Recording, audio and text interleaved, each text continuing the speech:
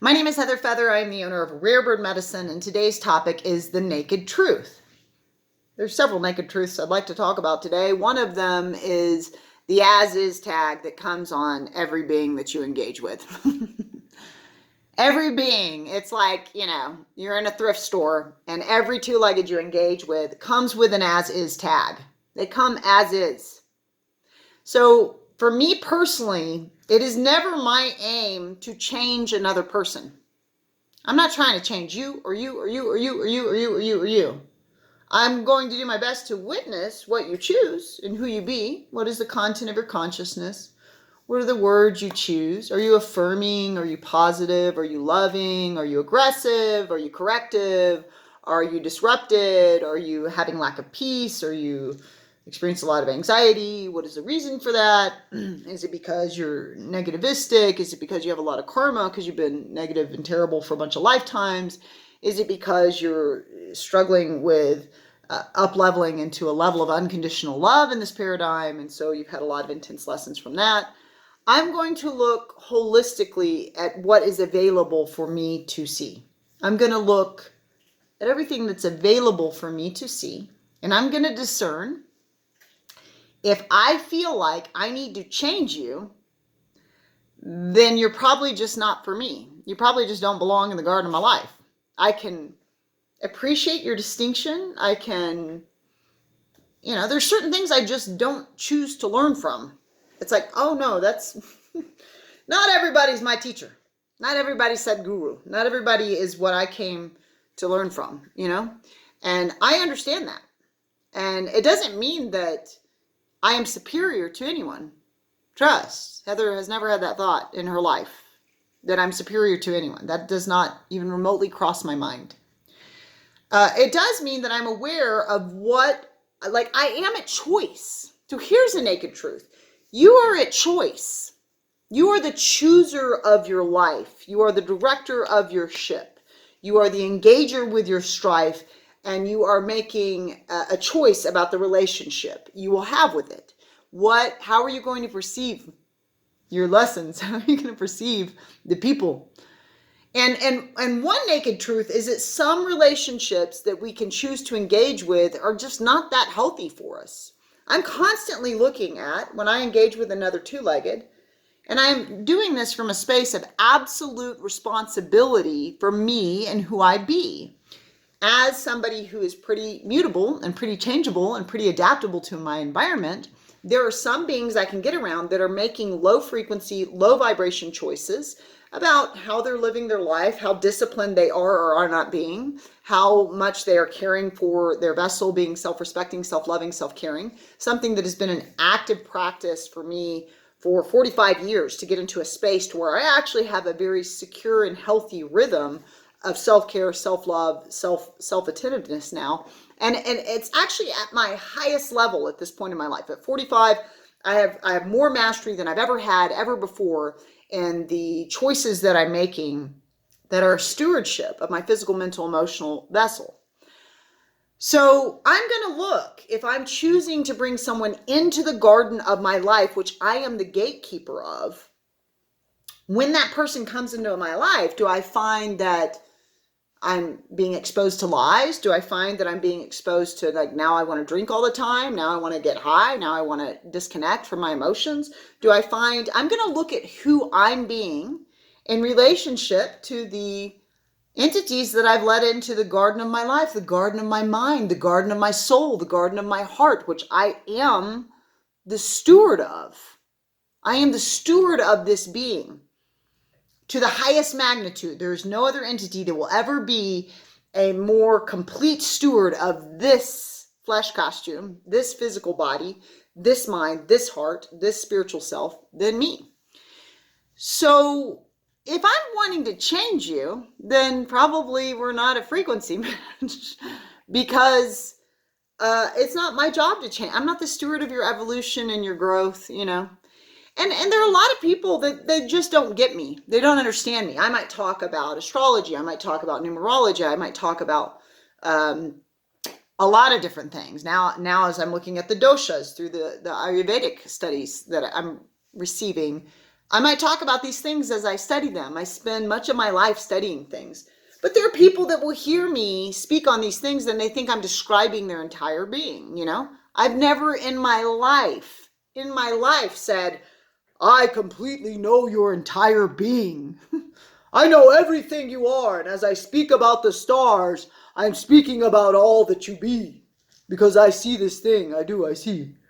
However, I'm not going to not speak from my beliefs. If I've studied something for 3 decades and I see the value of it, just because I'm speaking about a slice of something that is not only in the stars, but also something I'm observing as I witness, I'm not going to not be me, you know? And if you need to change me and you need to change the way I speak, you need to change the way I express, and you need to change what I'm talking about, then I'm not for you. And that's abundantly clear to me because I and God are the stewards of Heather and who she is going to be. I and Spirit, I and Father Sky, I and Mother Earth, I and Brahma, I and Allah. To me, it is I and Spirit that are the evolvers of this entity. And Spirit brings to me the teachers that I'm going to evolve with, you know? And that's between me and Spirit, but it's like, there's no two-legged down here that's my quantifiable guru beyond my own intuitive knowing, which my mother taught me is the way, the truth, and the light. And it's what I teach others. You are the way and the truth and the light. You are the steward of your own garden. You can trust your intuition. It's really time to focus up and listen, you know? And then also what Spirit brings to me, because that's who Heather Feather is. So if you need Heather Feather to hand you over the keys to her kingdom, then you need to get out of the garden of my life. Because those keys don't belong to you. They were given to me, and they were given to me by my source, and they belong to my source. They were made by my source. So it doesn't mean that that someone isn't necessarily right in their offerings. It does mean, though, that I am the steward of whether I have a life worth living, whether I have a life full of joy, whether I have a life that I'm able to enjoy. And as I'm teaching an apprenticeship, and I'm in apprenticeship with 2 different shamans. As I'm receiving apprenticeship, one of the shamans I'm working with this week was like, you know, what role does happiness play in your life? Because my life is very focused around service. My life is very focused around loving acts and acts of service and designing my life for loving acts of service. It's been a huge focus throughout my life. But he was like, yeah, but how much of your life is about your happiness? And I'm like, well, I don't, you know. It's like, okay, I'm the number one steward of this being. So wouldn't now be a pretty good time to get still and figure out, am I having fun? Am I enjoying the life that I'm giving her? The one that I am the number one steward of? I'm never a steward of you. I don't get to choose your mood.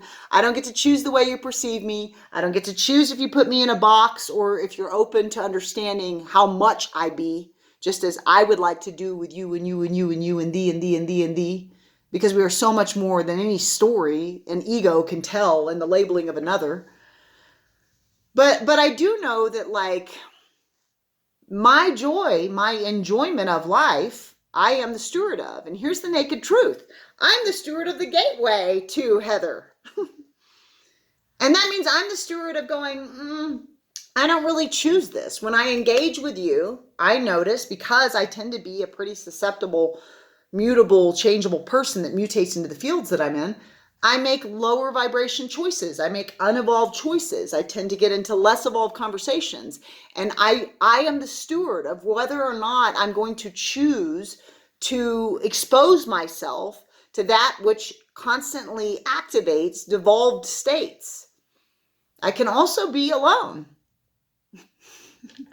until Spirit sees fit to bring me people that actually cause a stepping towards a more evolved. Wow, I love the magnitude of compassion in this being. And there are ways Spirit's doing that. There are people that have come into my life through my new job. Just it's like, the beauty of this soul. May I be more like you. You remind me of my mom. She was the coolest, you know? So, like, we can choose who is in the river of our life. We can choose how much joy we have in our life, how much we enjoy our lives. And the fact is, we are choosing. We are telling life with our time and the way we choose to spend it what we value. And I value freedom of expression. I value being the authority of my expression. I value everyone I love, everyone I know, everyone I meet, being the authority of their expression instead of me. I'm trying to deal with this ship. I don't have time to come fix yours. Why don't you just go ahead and work on you? And I'm going to work on me because I'm the one at the helm of this ship. So I'm going to be the steward of my growth and evolution, and I'm going to trust that you're going to do the same. And I'm going to decide if we need to be ships passing in the night, or if it's, if we should dock together and explore a city. I'm the one that gets to discern and make decisions. So the naked truth is, you are the chooser of your life. You are the chooser of what comes in and what goes out. You are the chooser of what you do with your strife. You are the chooser of the perspective. A lot of my pain, a lot of my challenges, a lot of my suffering, my greatest lesson has been to find the gift. Find the gift in your trauma. Find the gift in the emotional abuser. Find the gift in the physical abuser. Find the gift in the sexual assault. Find the gift in the car accident. Find the gift. And it's like, what? What are you talking about, the gift? Find the gift in the oppression. Find the gift in the disrespect for the label. Here's what's always occurred at Earth School. There's always been ignorance here. There's always been people that haven't respected labels. So no matter how much we evolve from like an ignorant past that as you go back gets more and more ignorant, there's still always been rapists. There's always been murderers. There's always been homophobes. There's always been xenophobes. There's always been transphobes. There's also always been trans people. There's always been many cultures. There's always been, you know what I mean? We've always had diversity, and we've always had those that are intolerant of diversity and ignorant even and unevolved and unloving in response to diversity. And it makes me terribly sad to think that there are those, including myself, that can get into very depressive states or suicidal ideation states because they're being exposed to an unevolved person that does not have compassion for all that you be.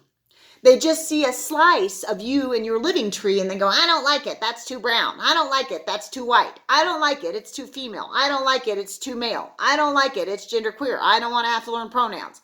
Whatever it is that another two-legged is doing that makes you feel invalidated for your own truth, the naked truth is you're the steward of the gate of your own consciousness. And when we put our attention on grows. So when we put our attention on ignorance, we actually are shaking more ignorance in the web of life. Ooh, look at the ignorance. Oh, let's add more of that. Ooh, let me think about ignorance. Let me use my consciousness, which is telling the quantum realm of possibility and probability to become a particle.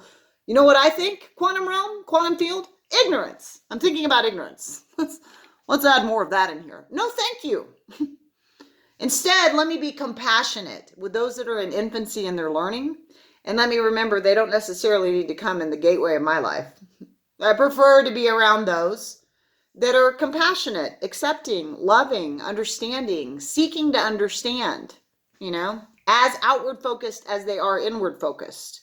More in balance, more of that at hand, Love is a word they use often because it's in their consciousness. Truth is a word they use often because it's in their consciousness, So I'm paying attention to what's available for me to witness, and I am stewarding the gateway of my life. And the naked truth is I'm making choices. I'm making choices about whether I'm going to exercise or eat right. I'm making choices about whether I'm going to do drugs or drink or not. I'm making choices about whether I'm going to beat myself or start peppering in some words of kindness. I'm making choices about the quality of relationships I choose to engage with. And just because you don't choose to engage with certain facets of life, ways of being, other two-leggeds, whatever, maybe I don't love spiders.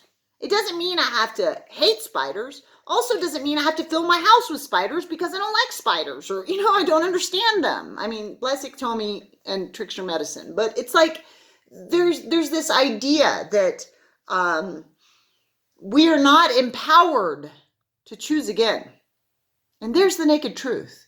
You are empowered to choose again. Is there anything you'd like to choose again this day?